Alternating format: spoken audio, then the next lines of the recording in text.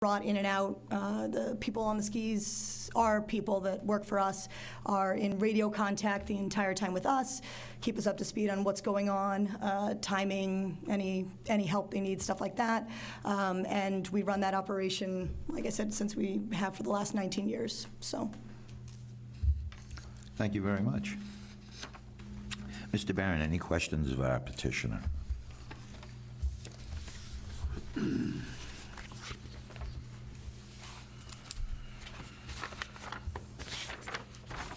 When this operation was at the Red Jacket, did you have any restrictions, any regulations that you were required to adhere to? So we started operation there in the year 2000. And at that point, I think there was one or two other operations in town that were also running. And at some point, Carl from the Harbor Master Office got everyone together and set up a new plan. So starting around 2003, we submit a plan to the Harbor Master Office every year stating where we operate, how many skis we're going to run, registrations for all the units, all that kind of information. So he collects that. As far as what we adhere to, there's specific regulations for where the skis can operate, how they're marked, the fact that we have to have someone on the water at all times to watch them, which we would want to anyway. But those sorts of regulations were put in place around 2003. And every year we check in with Carl, submit our they call it a plan of operation, submit our plan of operation, he approves it, and we operate. Did you work under those same regulations last year? Yes, we did. That was the only, those were the only restrictions or the only regulations that were imposed on the operation? Yes, those have been the only regulations through the town for the operation, yes. Any violations of those regulations? No, I mean, we run a very tight ship, you know, for specific reasons. I mean, we screen basically who we rent to. We give instructions on land, and one of our guides is monitoring the entire time. So we're very, very on top of the operation there. Having to come into the river area, are there any difficulties in making that transit to the open water? Well, I mean, I think that we give a very big buffer, so I find that we don't have that issue. The no-wake zone ends at a certain point, and we don't power up until we're well beyond that, and there's a train, let's say like little ducks kind of following our big duck to the end. So we come out plenty far before anyone starts picking up speed, and we stay twice the distance required from the swim zone. So we're not coming, you know, even anywhere near that boundary. We take them that much further out when we rent to them. Okay. No further questions, sir. Thank you. Tom? Yes, good evening, and thank you. So you've been doing this for a while. You have quite a big clientele? Yes, we do. And you're busy 7 days a week for 10 weeks? Yes. That's basically, yeah, pretty much. Once the kids are out of school, so last week of June through Labor Day weekend is busy, yes. And you hired some people to help you with the operation? We've been lucky to have a lot of return people that work with us, and then we find new people each summer, usually based on people who've already worked for us saying, oh, I know this person, that person, and we bring them in. Interviews, training, they run with someone until they're comfortable, that kind of thing, so, yeah. Natural resources never had an issue? No, I mean, obviously we're in communication with them and stuff, and we know everybody by name, but no, we run a very tight ship, which is why we're still here, and nobody else is, so, yeah. And that's the only operation you have? Is there another one in another part of town or another town? No, this is all we're operating, yes. This is all you have? Yeah, yeah. And you got here today by how? How did I get here today? Well, because you've been running an operation for 19 years now, all of a sudden you're here. Because I received a letter saying I was in zoning violation, which I wasn't aware of. Yes, I mean, as far as, we started operation at the Red Jacket, as I said, in 2000. Right. We never applied for a permit. We were, you know, Paul McBride was there. He hired us, for lack of a better term, to come in and run that operation, which we did, you know, continuously. But it wasn't, we didn't apply for a permit, or there was nothing. You have a business license? We don't, we're a corporation, so we don't have to have a business license through the town. When the Harbor Master implemented their regulations for jet ski rentals, one of them was to have a business license. We came came to the town in 2003. Since we're a mass-based corporation, they said, you don't need one with us, you're a mass-based corporation. We got a letter from the town at that point, submitted to Carl, he said that was fine, so. And again, this is the only operation, you don't do anything, what do you do in the off-season? Do you go to another part of the country and do jet skis? or- We don't, no, this is the only jet ski parasail operation that we operate. Okay, Yeah. thank you, Mr. Chairman, that's it for right now. Thank you. Mr. Martin? Well, I think most of the questions I might have had, you've covered in terms of worrying about speeding up and down the river, which doesn't happen because this is all organized and led by employees, apparently. And you have all the memos relevant to gasoline and how to deal with that. Absolutely. And pretty much have been anyways, apparently.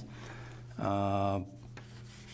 And I know when these things go slow, they're pretty quiet, so shouldn't be The nice thing is they're all upsetting the neighbors. they're four-stroke machines now. So, I mean, I think in the past, jet skis have the reputation of being loud and aggressive, and these are four strokes, like a four-stroke Yamaha outboard, so they're quiet at low speed. Even at power offshore, they're quite Okay. pleasant. All right. How many times do you go in and out during the? It depends During a on the normal day? weather and how busy a day is, but we usually start operation with the first group going out around 10 o'clock. And everybody, I mean, the latest we would send skis out would be 4:30, so we're wrapping up around 5:30, 6 o'clock, pretty much at the latest. Okay. All right, I don't have any other questions. Very good. Ms. Britta? Just a couple of questions. When you were at the Red Jacket, that was an open water sort of operation, and now you're coming into a more shallow. Is that what? Well, the Red Jacket, we operated from the Parker River. So the dock behind the resort was set up, we set up the same way we are at Sandy's, where we have our blue jet docks. The skis come up on the dock, so when they, Go back in. yes, but so there was a leading in and out from the Red Jacket as well, because it's a no-wake zone until past the jetties, so we would do that same thing. When you were at the Red Jacket, what was the fueling situation? I know that we have two memos here that specifically talk about fueling and refueling. So back around the same time that we met with Carl, 2003, we also met with the fire department, and they set up what regulations they would require for us to do fueling. It's the same thing now. We have the same docks. The skis dock, we fuel on the dock with gas cans that come from the gas station. We're allowed, through the fire department, 3 cans at a time. They come down to the dock. We fuel there. We're equipped with a spill kit and anything if needed, but we're very regimented about the way we fuel. We fuel together. I'm present every day, and we don't top our machines up fully. We bring them to a certain level that everyone learns ahead of time, preventing any sort of spills or issues, and we've done that for our entire operation. We haven't had any issue with it. Okay. And so that same practice you're contemplating would be the same practice? Oh, 100%. It's what we did last summer with Sandy, and it will be the same that we do now. Okay. You mentioned that that you go this so far offshore. Yes. What is that buffer? What is that? Well, so if you have the swim zone where they have the marker, we stay a good 1,000 feet deeper than that. 1,000 feet, Yes, beyond yes. that. Beyond the swim zone. So the swim zone, they set up the markers each year, and then we're 1,000 feet beyond that. When we're at the dock, we give a good visual to the customers, how far that is to expect. And then our guide who brings the skis out sits at that mark. So he says, here I am, do not be closer to the beach than me. So he sits and marks that line. How deep they go, fine, we like that. They can go nice and deep, but if they come in, he's on that line, so he's visually checking back and forth. If you pass him, he's right there with you. Okay. In terms of safety,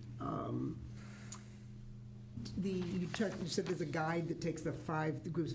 Yes. What if something happens? What if something, I don't know, one of the boats capsizes? Of course, or something like yes. that? So I mean, the guide is trained to, if a boat does go over, he'd be over there to help them right it. The customers are given that explanation as well, and they're, both written and verbally before they go out. We also have a center console, 20-foot boat at Sandy's dock that is able to go out if need be. So if there was an issue where a ski was out of commission, had to be towed in or something, we have additional crew at the dock.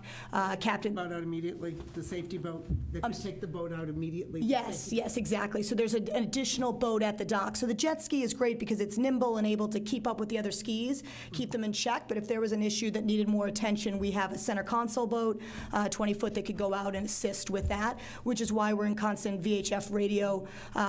Each person at the dock has a radio. The guy in the ski has a radio, and me in the office, I have a radio as well. Does the lead person, do they have the ability or authority to discipline someone in that group? Let's say it's a group of rowdy Oh, teenagers. for sure, yes. So one, we screen ahead of time, so we're very meticulous about who we sit out and why. We don't like to send out groups that know each other, 20-somethings, we say no a lot to people for renting, but the guy in charge has the authority to end a ride, to pull a ride, to call us to say, this guy has to come in. That's all within the written, what you read ahead of time. You have to initial each paragraph, and it says, you break these rules, your ride's done, you're not getting a refund, and you base it on the group. So you're not so mean to the mom and the son who are taking a ski out together, but you can recognize people that you think are going to be more of an issue, and they're told ahead of time, if you break any of these rules, your ride's over, you're done. Does the lead person have the ability, if someone's been drinking, to say to them, no, you can't rent? Well, we screen that ahead of time. As I said, I'm in the office. I sign pretty much every single person up who comes our way. I've been doing it for a long time, so I can recognize issues ahead of time. But absolutely, if they saw any sort of incident like that, they would immediately end the ride. But we'd end it before it started.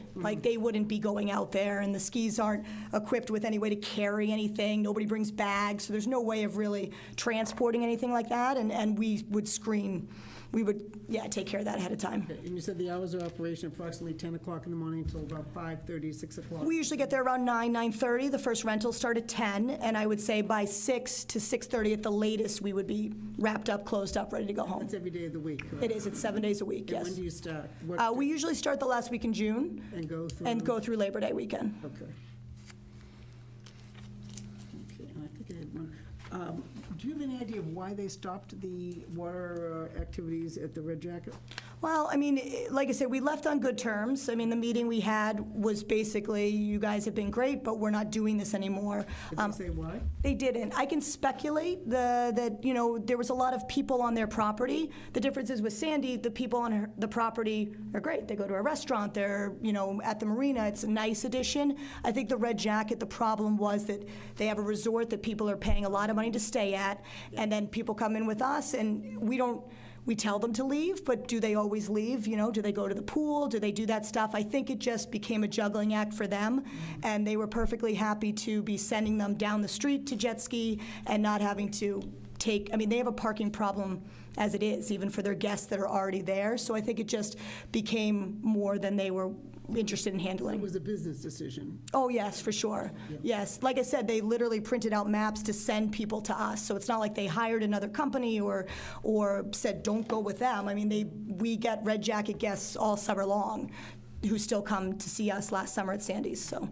And I know you're aware of the memos that have been filed by Carl and by the Conservation Commission Yes. regarding the shallowness of the water, the issue of weight. course. The issue, and Absolutely.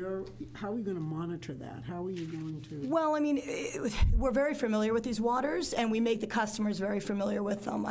What's nice is that being here for 19 years, we know the river, we know the waterways, and anybody who works for us does as well. So the channel's marked, and people. That's why we do a single file line to get out, because it is shallow, and we see boats all the time that run aground. We're always trying to signal to private boats, like, watch out, because it's easy to run aground in the Parker River. But the skis follow in a single file line, and one of the biggest paragraphs they sign ahead of time is that it's shallow. And if you run aground, you're responsible for that damage and your ride's over. And I could say that, obviously we were thinking about that with the longer trip down the river.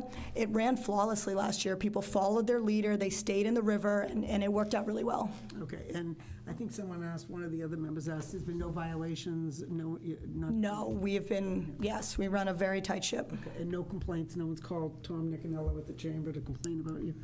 No. People have been calling now, who want to know when the jet skis is Yeah, starting. yeah. I think somebody got a ticket last year for something that was unrelated to our part of the operation, but I don't know what that was.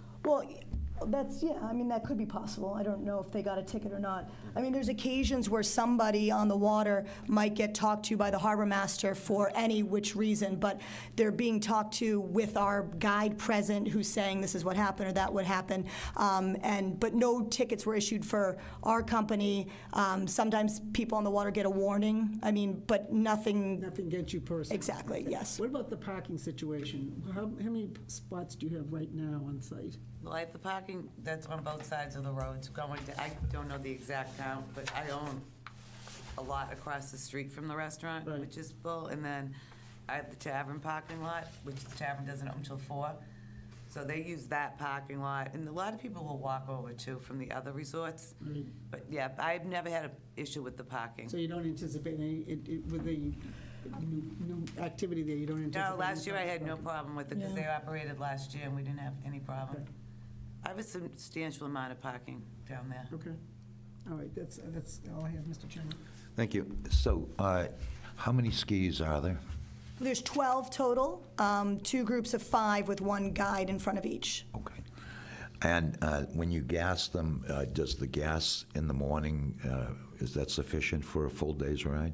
So no, it's not. They go 3 hours approximately on fuel. So that depends on if it's a very calm day and they're running fast, they might go 2 or 2.5, or if it's a wavy day, they could go 3 or 3.5. So it gauges, but no, it's 1 tank is not enough. We fuel during the day. And Not, would it- yeah, sorry, go ahead. Sure, and on an empty tank, how much fuel do you put in? An empty takes about 14 gallons. Like if it was completely empty, it would take about 14 gallons. It's going to be substantially less than that this Yeah, year. wait a minute, please. If you're going to talk, if you want to talk, you're welcome to talk privately, but if you want to talk to us, I'm sorry, you have to do it in an open mic. No, that's all right. I wanted to mention that we have new equipment this year that's more economical and has smaller gas tanks. So that's going to be a change, a slight change for, I guess, everyone's benefit. You're aware of the health department's suggestion that there be no more than 21 gallons of fuel transported? Yes, that's been the same regulation since we met with the fire department in 2003. So I'm not following that. How do you fuel 12 skis? So with we have a 14 full-time- gallon If I can get the question out. Of course. With a 14-gallon capacity, with 21 gallons worth of gas. So we've been doing this for 19 years, and we have a full-time person who takes 3 cans to the gas station, fills them, comes back with the 3 cans, tops up what needs it, he puts them back, he goes back, he comes, I mean, full-time, all day long, So that's one person's job, it's Yes. just to make the runs to the gas. Exactly. And those gas cans are 7-gallon cans, are they? They're 6-gallon cans. 6-gallon? Yeah. And the ski, I just want to understand the operation. The ski comes up onto a sort of floating dock, Correct. and then it's parked, it's shut off, Yes, and then the fueling operation begins. yes. And when you say you have, just for the people at home that might actually be watching, when you say that you have spill pads, what are you referring to? Well, we have a spill kit that the Conservation or Health Department had regulated. It's just standard absorption pads that you would have on hand in case of an issue. All right. Yeah. Does your business get inspected at any time by any board member, any town member? No, I mean, like I said, 19 years, no, I don't, And there's no licensing that you require to be there, is what I heard you say? there's not, no. Okay. There are other power boats out on those docks, right? Correct. There's no fueling there at your No, marina? no, no. Okay. I don't allow it. I caught someone, I said, that's a no-no, you'll be gone. And how did they work last year? Did you see any sheen on the water at any time? I never get out, I'm always working, but I've had. You're always working. What do you mean you're always working? I don't have a boat, I'm like in the restaurant all day, so I can see everything that goes on outside of the marina. Yeah. But no, and no one's complained to me, none of the other boaters in the marina, I'm not having any complaints from anybody. One of the guys that lived in Gateway, he actually complimented, saying how, it was great, there was no problems with them going in and out. I mean, I have people that want to use my private ramp to put jet skis in, but I don't let them. Okay. So have there been any medical emergencies in your operation over the last couple of years? No, I mean, if I think back over 9 years, I can think of somebody bumping their nose on the back of someone's head, on a ski when they hit a wave. But, I mean, we're regimented, so knock on wood, I don't want to say that, but I mean, we're injury-free. I mean, same insurance, no issues, so. So it sounds like you guys are running a very good operation down there. Congratulations to Thank you. you.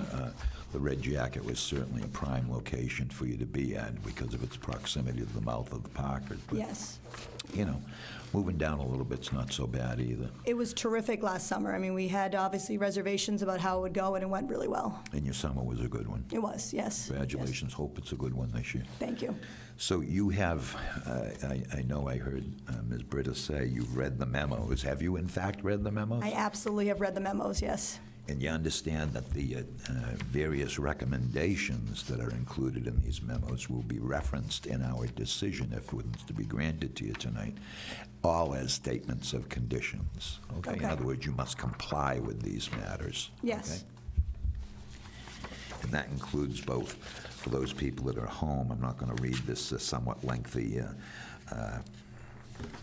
conveyance to us by Carl Van Hoen, but I will say it's a very thoughtful and deliberate reference to personal watercraft rental services regulations, which you've referred to earlier, Town of the Yarmouth Harbor, General Harbor regulations, speed and the like, and you're aware of those. I am, yes. These provisions of the town relative to negligent operations, you're aware of that? I am. Sounds to me like you keep a pretty tight, as you call it, ship. Yes. No pun intended, but yes. Yeah, I think it was pretty much a pun, but I liked it when I heard it. Yeah. National Law, Chapter 90B and CMR's Section 323, are you aware of those? We are, yes. All right, you understand those, again, will be made conditions of the grant of any Yes. relief here tonight. Kelly Grant, Conservation Administrator, also sent us a memo, and that's dated June 7, 2019. Again, it's fairly lengthy. I don't see the need to read into it, but I read it into the record. But you understand that the Conservation Commission has made not only recommendations, but clearly want us to consider each and every one of these recommendations. Absolutely, and the yes. grant of any approval here. Beyond that, we have a memorandum, like I say, from Kyle Lawson, hazardous waste inspector, who references the limitation of, 21 gallons of fuel to be transported from a fuel station to the marina, and you actually stay under that by only bringing 3 6-gallon cans. Yes.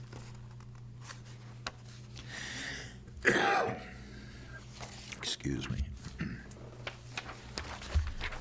I have an email received from Kevin Huck. Hi, Sandy, we have some questions. How many jet skis does the company have in operation on the river? You've answered that as being 12. Yes. 5 for rental, 2 for guides. Yes. How many jet skis will be fueled at any given time? There's only 4 pads you can pull them up on. We have 12. They You all, do? Yes, they all have homes. Oh, they so- all sit out of the water at night? Absolutely, yes. Gotcha.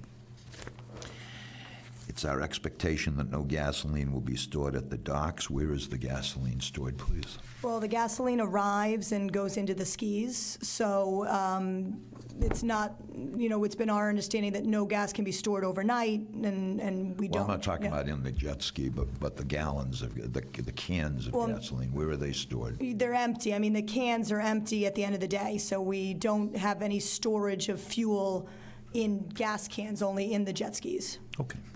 And you do that purposely so you can fill in the morning? Of course. Have Yes, 3 full yes. tanks in the Yep. morning? So that was again by Kevin Huck. We have Sandy Clark, Office Administrator. This is from out to departments, just acknowledging that this would be heard tonight, and to please give any insight they cared to give. 2 of those boards have given insight, and one in the guise of Carl Lawson has added to it with the information concerning the limitation on gallonage. Does anyone in our audience care to speak in favor of this petition? If so, please come to the microphone.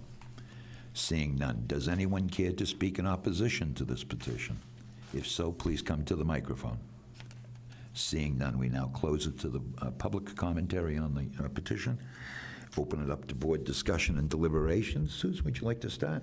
Just a couple of comments, Mr. Chairman. I think that,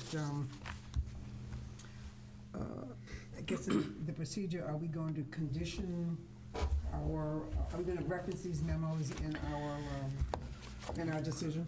I think for the brevity of penmanship writing, that will be likely what I'll do. Okay. In that case, I would like a little bit, maybe a more declarative sentence about the fueling. In Kelly's memo, she says wherever possible, and even Carl says hand fueling is not recommended on the water. I'd like a more declarative statement that fueling shall be on land or the floating dock. Is that the right term, floating dock? They're called jet docks. Floating dock is fine. It's, yeah. And that way it clears up any ambiguity about wherever possible and this notion that hand fueling is not recommended on the water. Make it a more declarative statement. I think that's an excellent idea. Clearly, that's what we're concerned about is spillage, you know? Yes, yes. And of course, people's safety, but you're responsible for that. We're responsible for making sure that there's no damage to the environment. The other two issues I think are fine. I don't know, I'd like the board's opinion whether we should make something more declarative about the fuel containment boom. Is that, I understand you have one now. Is that always in place? Well, we don't have a fuel containment boom, as Carl was referencing.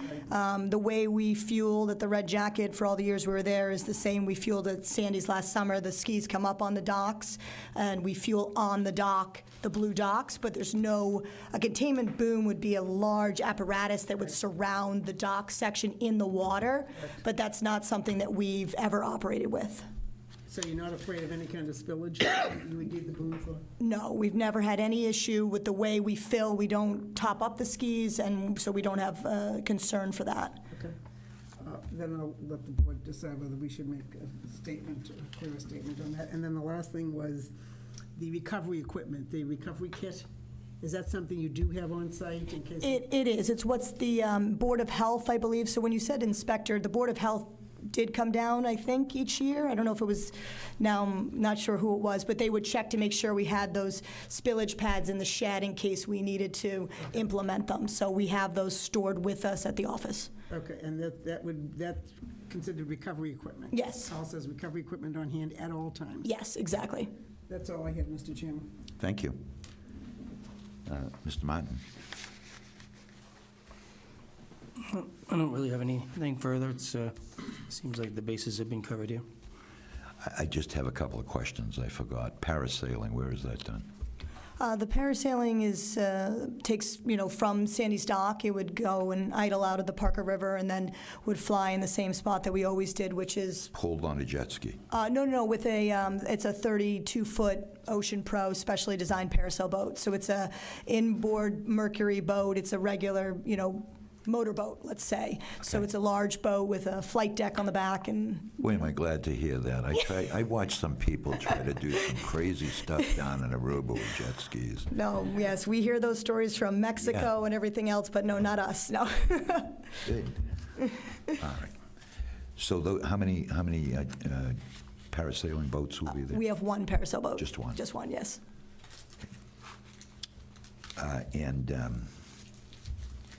You understand that, at least I'm of the understanding that since you're not licensed, you wouldn't anticipate annual inspections, would you? Well, I don't know. I mean, that's never been something we've been part of in the town. I'm going to suggest that we as well add a condition about annual inspections by the Board of Health to assure that there's been compliance and that you got to get in touch with them every year. And I'd like to do it by, when do you start your operations? We usually start the last week in June. Last week in June? Yes. So by June 15, you have to have an inspection, because if we don't put it in here, then it won't happen. And it's kind of like, another 19 years with nobody really being aware what's going down there. I don't know if there's an age to those absorbent pads that the Board of Health should consider. that sort of thing. So I just think it makes pretty good sense that there be an annual inspection, okay? Okay. Mr. Nicanello? I am all set, Mr. Chairman, thank you. Very good. Mr. Barron? Mr. Chairman, I want to wonder if there's a point of order here. We're considering this under 202.5 L1, but L1 has no mention of boats or jet skis or et cetera.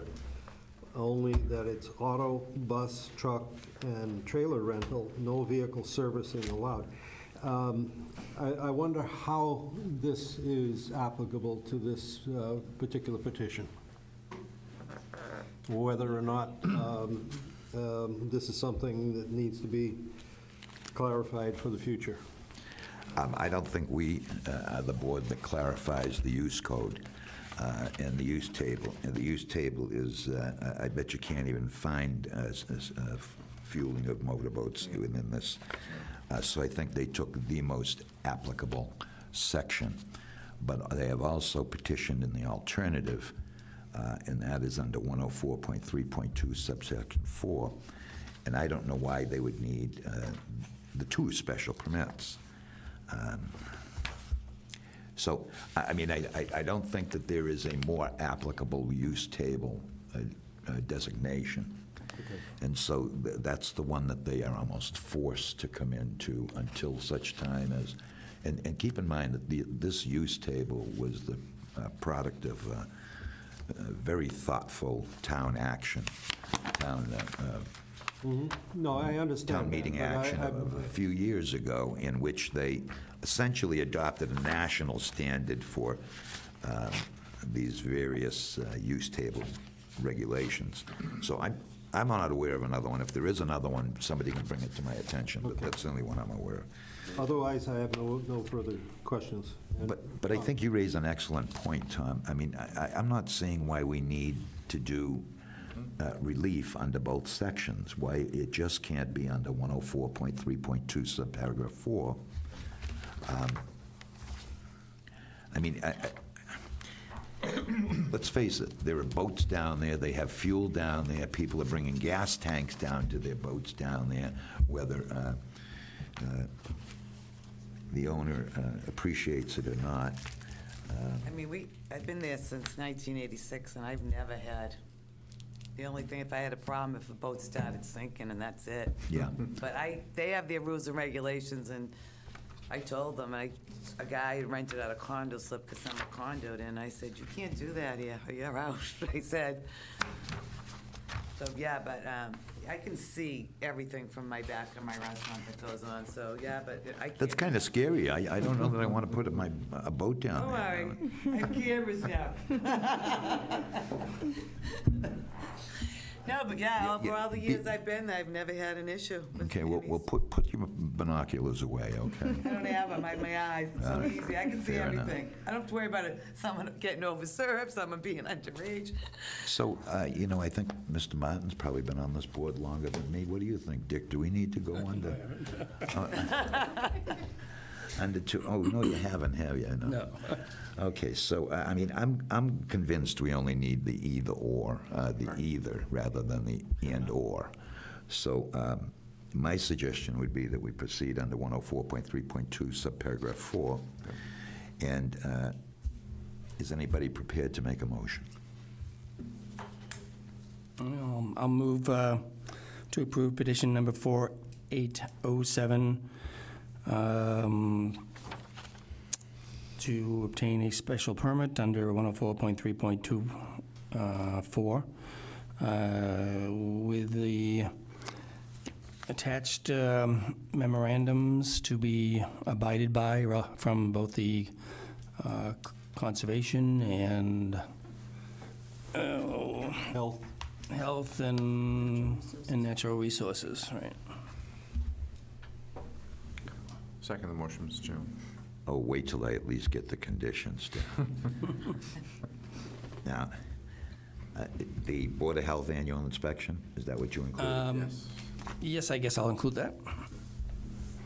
And the other, being as suggested by Ms. Britta, that the fueling shall be on the jet docks only, that's specifically being said. No.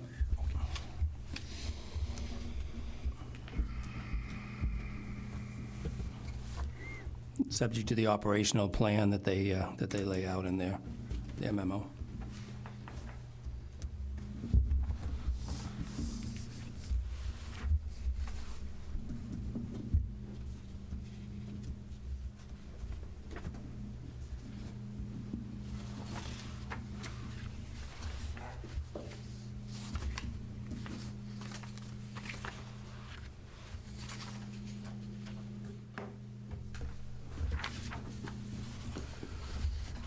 What were they doing on the construction at Gardner's?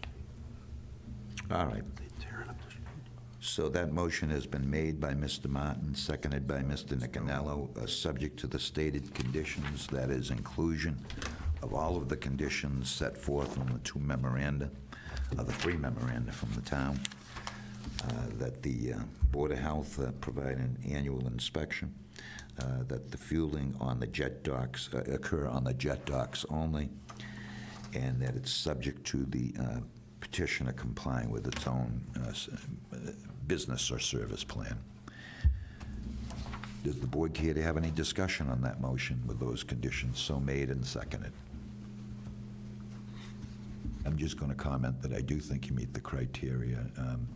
I'm not sure I know why this even requires this kind of action when there's already boats there. I guess it truly is the fueling of the boats. But, you know, it sounds like you run an awful good program down there. And if we don't have programs for like this around on Cape Cod, particularly in the Yarmouth area that prides itself as being one of the better tour meccas to come to, then we're going to be darn out of luck when people stop coming. So thanks for your operation. It's a pleasure to see it's been successful for you.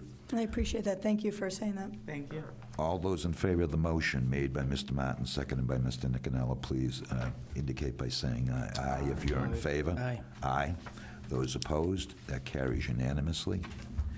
What's going to happen is I'm going to draft a decision. You're going into operation in a couple of days?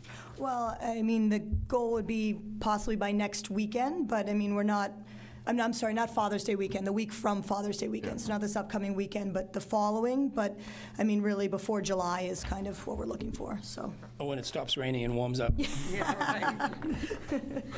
Believe it or not, there are people that have been coming down to see if the jet skis were in there. I'm like, no, not yet. Well, I don't expect anybody to cause you any grief about that from the town, but I do want to point out to you that a decision needs to be drafted, filed with the town clerk's office. From there, 20 days must elapse before that decision is considered final. I'm not giving you advice on whether you should or shouldn't operate your business during that period of time. That's Okay. your decision. Please don't think anything said by me or any one of these board members authorizes you to take any action contrary to the law. So once that gets filed with the town clerk's office, as I say, 20 days must elapse before it's considered final, and then once considered final, you have to take that special permit, bring it to the Barnstable Registry of Deeds and record it. And once it's been recorded, you have to return proof of recordation back to Ms. Clark, okay? Okay. Thank you very much. Thank you. You have a good night. Thank you, you too. Both of you. Thank you. Thank you. Very well presented, by the way. Thank Thank you. you very much. Have a great summer. Thank you, you too. Okay, so by process of elimination, as long as I have tried to have my speech be tonight, we now come to petition number 4808, that of Selco Partnerships, DBA Verizon Wireless. Property located at utility poles 6 and 7.5 in right-of-way known as nearest parcel to utility pole for, reference only. 6 Gardner Lane is where it's the closest to in South Yarmouth, Mass. Good evening, sir. Good evening, Mr. Chairman of the Board. My name is Ralph Colarusso. I work for Nexius Solutions. We are a vendor to Verizon Wireless, a Cellco partnership doing business with Verizon Wireless.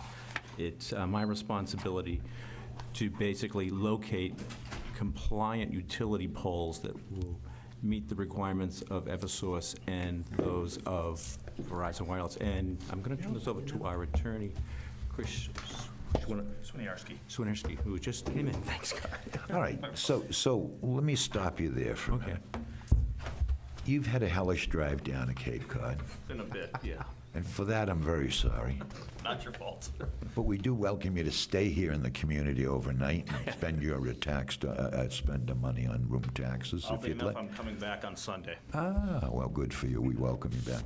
But do you want a minute or two to just kind of get your bearings? Actually, I'm okay. I've done this many times before. I bet you have. I don't know how much Ralph has covered. He had nothing but his name. Wow, all right. Well, it's pretty long. But yeah, I can give you the gist of what we're proposing. I know that this board has seen some of our very similar applications before. Many of them. Yep, and this is one of the same, part of the rollout that we're doing, which eventually will require many of these facilities, not just in Yarmouth, but really all over America. This particular one offloads some of the congestion and traffic that we have on existing facilities in the area. Those are specifically shown in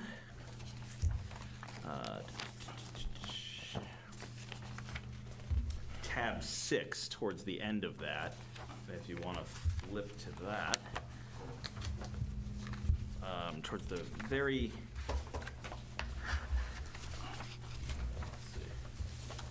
actually it's Page 2 of tab 6 shows others that you have in the area, apparently. yeah, and then if you go on to what seems to be about page 4 or 5, you can see some charts and On the graphs. map as well, yep.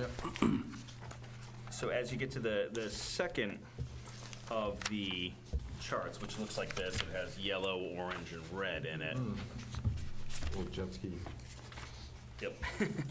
So this shows you basically the objective here. If you look, what we're proposing is what's labeled SC16 at 41 feet.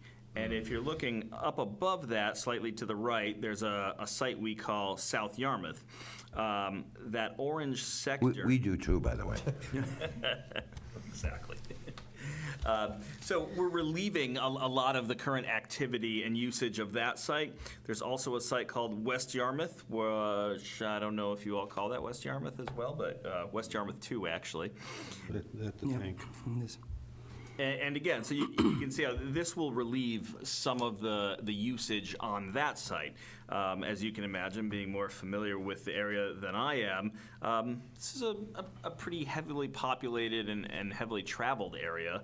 It's fairly dense, and to have those two sites so far away, it simply doesn't provide the service that people are demanding right now. Obviously, it's no secret people are using really what are mobile computers now. This isn't about phone service anymore, so the network really has to be beefed up to be able to handle that sort of demand of the network. So it's pretty simple. It's not significantly different than what you've had before you. Are you all familiar with the location as well? Yes, yeah. Okay. This will be a replacement pole. It's a bit taller than the pole that's there now. I think the pole that's there now is 20 how many? 29, just the new pole's there. The new pole's already there? It's installed. Okay, so the pole has already been replaced. I think that was fairly recent. Yeah, 2024 was the previous. Okay, so previous was 24, and we're at, what's the height now? 38. 38. On that street, there are poles of the same or similar height as well. I think there are a couple that are slightly taller, a couple that are slightly shorter, but generally about the same size. The area, let me just jump in for a second while you're on that colored map. The area that you have as SC16 that you're trying to improve service in, that white and green area, will that become yellow with the addition of this antenna? Let me see which map you're looking at. Yeah, I'm sorry, it's the first map in on the tab 6. Okay. You see it, SC 16? Yep. So. And it's going to be 41 feet overall, is that right? The top of the antenna, yes. But- 41 is the center line All right. of the antenna. Will that white and green area become yellow? Well, the green area shows existing coverage already. When the antenna's up, will that white and green area become yellow? Not yellow, no. Yellow indicates a different frequency. So there will be some areas of that where there will be an overlap of our higher frequency. It will also remain green, which is a lower frequency. Well, the band. reason I ask is because I live on you see South Street there? Yes. Just where it becomes green up there, you see? Yep. Or down Willow Street. And I'm always amazed that I can be near you. Is your 65-foot tower over by the post office up yet? I don't know where the post office is, but I mean, it's essentially at the corner of Old Main and South. Okay, is that operational? Absolutely. Because That's the I got to only tell thing you, providing we service have right the now. worst cell service that close to Route 28 that I could possibly imagine. Yeah, and really the reason for that is you have a facility there, but it's one facility covering so many users. You can kind of think of it as if you have a wireless router in your home. You mean too many people are online? Yeah. Yeah, Okay. for that facility. Okay. You know, just like, it's a bandwidth issue, just like a router in your home. Works great for 4 people, put 15 people in, does not work that well anymore. Okay, thanks, you've answered the question. So it's great we're adding new facilities for. That's the goal. I think he was referencing the corner of Route 28 and Forest Road. Was a cell tower going up? Not going up, that's what we have existing. Do we not have that up yet? That would be Approved but not behind the post constructed yet. office is what I'm talking about. I know we, Yeah. It was corner of Route 28 and Forest Road. It's not up yet. I looked the other day. yep, I can tell you, they fixed the parking lot, or tried to, because that was one of our conditions, if you remember last time, we talked about this wonderful flagpole that we're going to see up there soon. Okay, so my mistake, apparently that one is not operational yet, and I apologize, I thought it was. So maybe all of that will help with our traffic in the South Yarmouth area, huh? That's certainly the goal, that is why we put them up. Can't wait for you to build it. Put up your flagpole, please. I'm sorry for rudely not carrying through the usual order. Susan, do you have any questions of our petitioner? Now, only just one general question, Mr. Chairman, because you earlier on, this is my personal observation. You seem to be coming in sort of almost like a piecemeal fashion. Do you have like an overall plan of? Yeah. We get these onesies and twosies every now and then, rather than Yep. a global approach. I understand. We sort of share the same frustration, even on my end of it. What happens is there are a lot of moving pieces in this in terms of getting approvals from the owners of the pole, the utility companies, and the fiber backhaul. Essentially, this antenna does not just sit there on its own. It's transmitting and receiving, and then that information goes on fiber optic lines back into the network. All of those pieces sort of play together, and we need to coordinate all of those. Now, as we're doing all of that, which can take a long time, especially when there are third parties involved, our plans do change. We see needs that arise where there may not have been a need before. We have budget allocation changes as well, where one particular region may have had X amount of dollars available this year. It may have more or less dollars available next year. So the answer to the question is it is a little bit piecemeal, yes, and we're sort of adapting to market conditions and the performance of the network that we see as it's happening.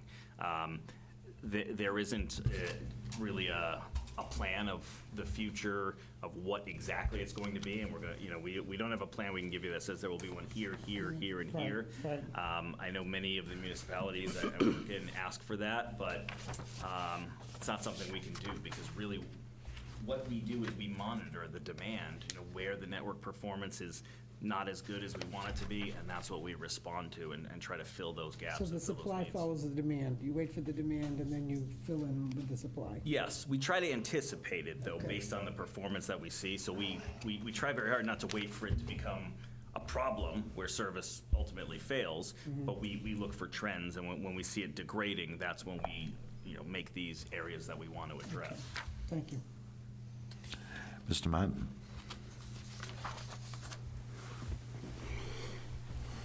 No, this is a ditto application. We have seen these before. 41 feet is the top of the pole. I mean, I'm a little concerned in terms of how much higher it seems than the existing pole. On the other hand, when I look at other ones that I guess have been approved, they mostly seem to be, actually, they all seem to be higher. So I guess it's not really a big deal. But, Yeah, the top is actually 42 feet 8 inches. 41 feet is the center line of the antenna. The antenna itself is a 30, it's really about 37 inches, 38 inches, that big. 41 is the center of that. So really the absolute top is 42 feet, 8 inches approximately, give or take a few. It is a significant upgrade from the existing pole shown in the plans, but the pole has been changed already since these plans were made.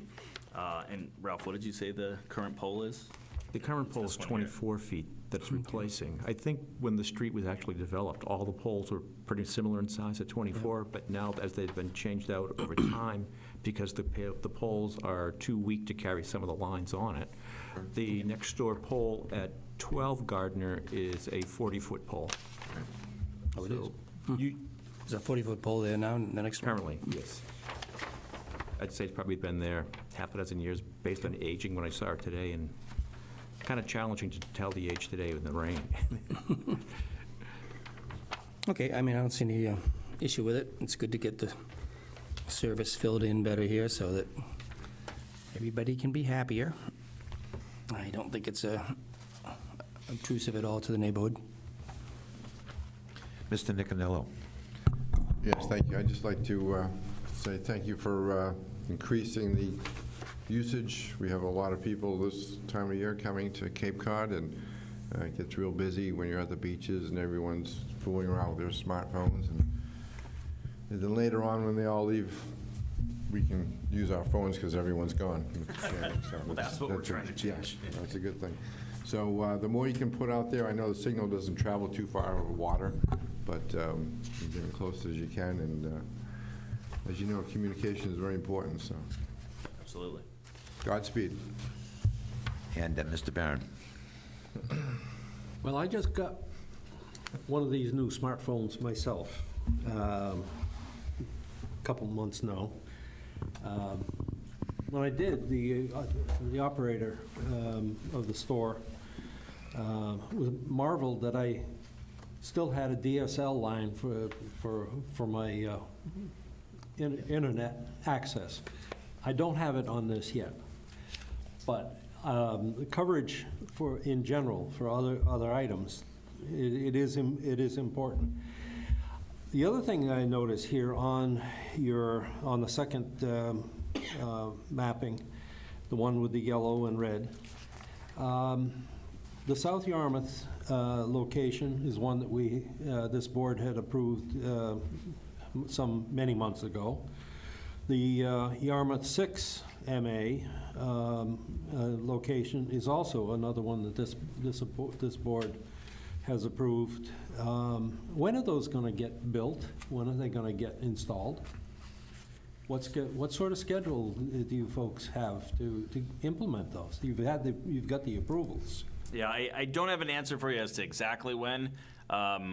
If those were done by special permit, obviously we've got sort of 2 years to work with their maximum, and that's usually the goal, is to try to get it within that time frame. We don't know exactly when, but it should be within that time frame. I mean, after this board approves something, we certainly like to see something being implemented. Understood. In a timely way. Yeah. Talk about frustration, the frustration is that we see no action. Yeah, I do understand. I mean, what I can tell you by way of explanation, it is a little bit different than your typical project that you see before a ZBA, and I myself sit on the ZBA in my town. I've sat on ZBAs in Massachusetts. We're not proposing one thing to be built here in Yarmouth. We're out there rolling out hundreds. So there's a lot of a juggling act as to what can go when, and there are finite resources, and I'm not just talking about capital and money to do it, but it's the people that can actually do it. So at any given time, if we have, maybe 200-300 permitted facilities, it's not possible to just, it maybe takes 3 months to build it. Can't just do them all in 3 months. But I understand the frustration, and hopefully that provides a little bit of the context as to what we operate under. And that's obviously, here, we're doing it all over the whole country. Okay, I have nothing further, Mr. Chairman.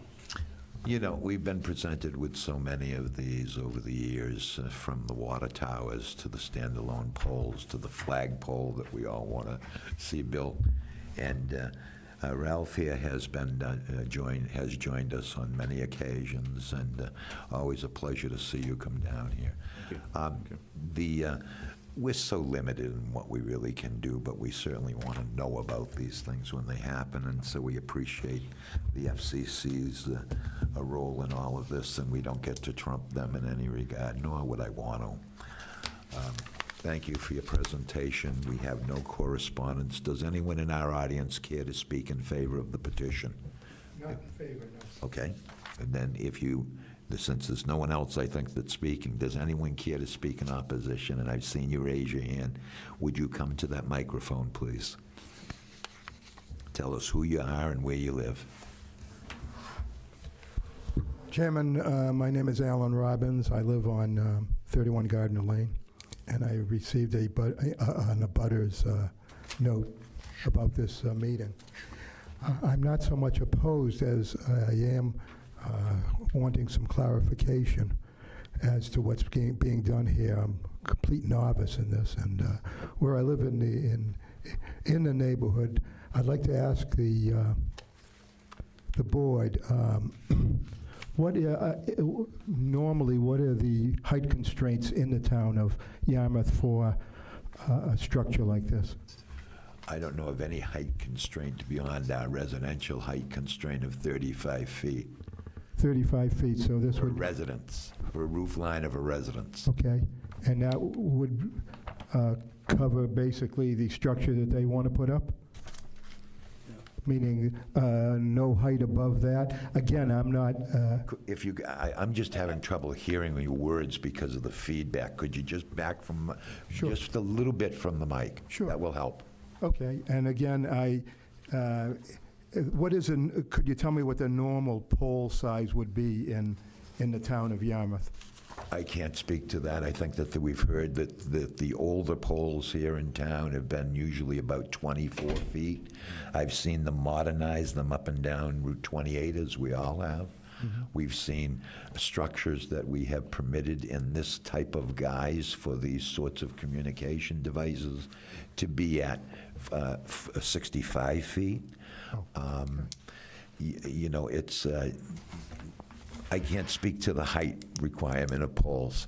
Okay. That's utility department determinations as to why they believe they should have higher poles. I'm assuming they're working in conjunction with Verizon to make sure the telecommunications can proceed in a better fashion. And just another question, where it is Verizon Wireless and these improvements made, who benefits by this? Is it just Verizon Wireless customers? Well, in this particular instance, why am I not being... Can you hear me on the... Sure. Okay with that? All right, so in this particular instance, it's perhaps Verizon customers, but we've had just about everybody in here, from the different Wi-Fi cellular carriers, so... Okay. We've had Sprint, everybody comes in and sees us. And they're all just like this. And so we don't mean to seem cavalier about it in any way, but the other side of that coin is we are so constricted in what we can and can't do relative to consideration of these petitions. They must come before us. And sometimes they need waivers of certain provisions that we have.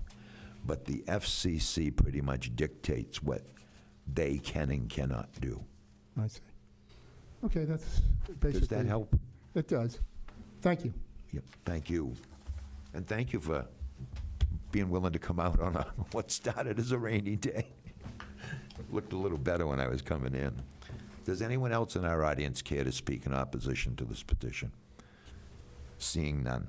We now close it to public commentary on the petition. We open it up to board discussion and deliberations. Who'd like to start us? Mr. Barron? I have nothing further. Okay, Mr. Nicanello. I'll start, Mr. Chairman, thank you. Mr. Martin. Just in terms of the last comments, I don't know that there is any particular height restriction for poles and flagpoles or and so forth. Not that I'm aware of anyway. So somebody could conceivably put up a very tall flagpole and all that type of thing until you get into getting in the way of airplanes and so forth, I suppose. So to answer your question, there are lots of poles, antennas, that type of thing, all over town, some of which go pretty high. Yeah. All right. Ms. Britta? I'm all set, Mr. Chairman. It's funny, when that question was asked, I was thinking about that huge flagpole outside of the Burger King at the route at exit 6 on the Mid-Cape Highway. And that pole struck me the minute it went up and that flag was flying. I said, now, how did they get approval for that? That was probably 20 years or so ago, right? And the only concern I guess they really had was FAA concerns, is it within the flight paths because the airport is so close. So I, like Mr. Martin, know of no constraints other than residential roof height constraints that we are tasked with. So having said that, is anybody prepared to make a motion on this petition? Make a motion, Mr. Chairman, that petition 4808, Telco Partners, DBA Verizon, grants a special permit on the zoning bylaw 408-202.5 F7 to attach a CRAN wireless equipped to a new utility pole, replacing the existing pole in a public right-of-way. Very good. And is there a second to that? Second. Mr. Martin, Beach, and Mr. Barron. Yeah. Yeah, he's too slow. Does the board care to have any discussion before proceeding along to a vote? Hearing none, all those in favor of the motion made and seconded, please indicate by saying aye. Aye. Carries unanimously. In this town, when we have members of the legal profession appear, we expect that they're going to draft the decision. So I look forward to getting your draft. I expect we all have already drafted one before, right? I did. We've seen many of them. Yes. Easy enough. Very In fact, good. If you'd like, we could probably redline it to the last one so that you can see the changes, make the review a little bit easier. No, it's okay. Okay. I'm confident it will be appropriate. We've seen enough of yours All right. to Thank you all very understand they're very good. And a safe trip home. Huh? All right, thank you, and apologies again for my Don't be silly. tardiness. Don't be silly. No problem. I'll be back in town on Sunday. And what town are you on the zoning board? Bedford, New Hampshire. Ah, Yeah. they have zoning up in New Hampshire. Oh, yeah. We do. I wasn't aware of that. Yeah. Oh, yeah. Quite strict, actually. Yeah. Believe Well, it or not. well, listen, welcome. Okay, come on down any old time you want. Look Happy forward to you on Father's Day. Sunday. Yeah. Thank you, Mr. Chairman. Thank you. And with that, somebody prepared to make a motion to? Chairman, we adjourn for this evening. Second.